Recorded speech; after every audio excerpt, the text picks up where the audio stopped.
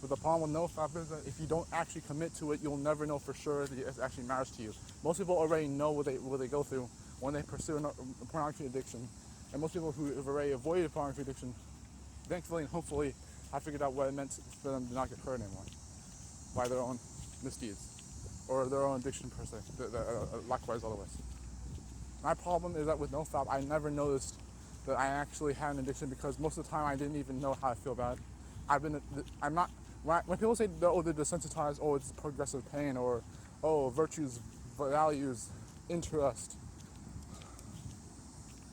fucking, I hate certain words the way they're used, not to mention why they're used. Like, but likewise, the people who actually think that it's too obvious what an addiction does to you, imagine that you have already been addicted for the longest time before you even had a chance to know what it was like to feel good. That's me. I never had a chance to know what it was like to feel good for a good enough time to notice that if I lost that, it would have been a bad thing. What I'm saying right now is gibberish, technically, but I don't define a ramble being a ramble until it's at least been 15 minutes long. If you ramble, you'll know. Unless I hope you don't surely know and you're still telling yourself that you rambled. That is bullshit. You'll only ramble if you think it's a ramble first. Okay, confessingly that's true, but as if I'm contradicting myself.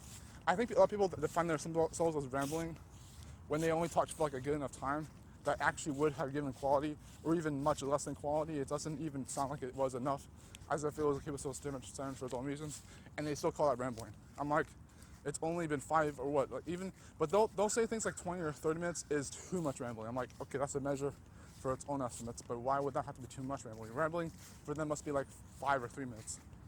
They want to have something close to straight to the point, pure and simple, because they don't know what equality would mean. Just because I'm someone who never shuts up and never actually found out how to make something not go on and on and on, fine.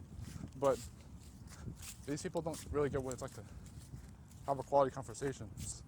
But people who think that you have to struggle for everything that you want, that makes no gosh darn sense to me. You do not have to struggle for everything that you want. Every single thing you want is within the bounds of a potential to be just self-promotive.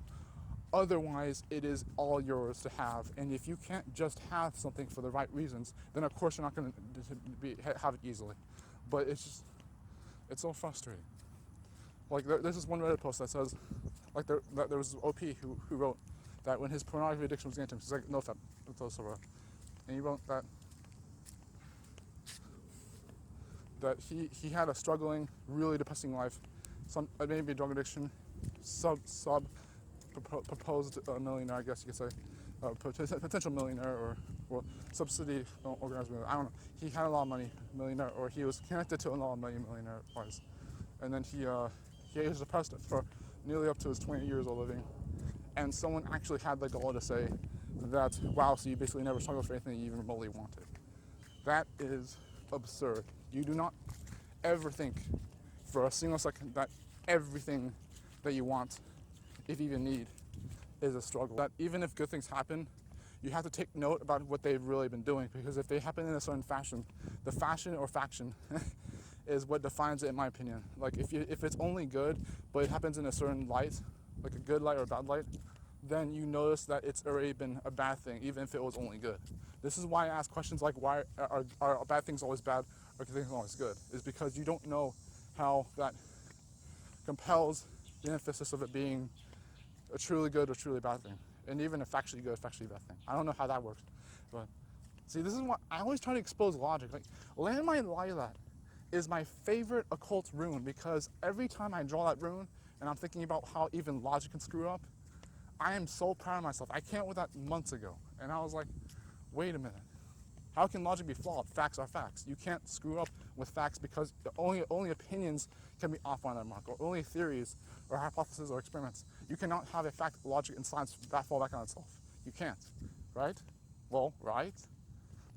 You know what's terrible though? Like I never truly feel safe, but I don't even truly feel comfortable. It's so annoying. I've been upset for a very long time, and if you want me to be honest with you, I think it doesn't have to do with me. I think it has to do with what I didn't have to be.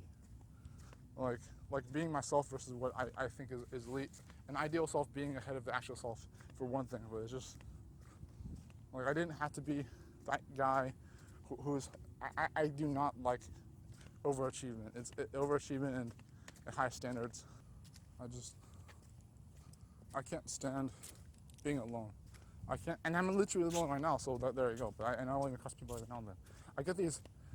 At first, I would just get odd looks from everyone throughout my childhood, and now I just get no looks. It just acts. My life has the impression that it acts like it gets worse over and over, as if there's a repertoire to be having, because I still think things change about it for better or worse. My life, as I grew up to be 21, my life has had a pretty stumbling block case of just consistently being more annoying and depressing. Like I literally, like the first 5 or 10 years, I was like, okay, this is eerie, this is suspicious, but at least I'm alive and I'm healthy and shit. And then the other 10 years, I'm like, well, I didn't even do anything wrong yet. And some of the things I did do wrong, I could have been reprimanded with more diligently than that.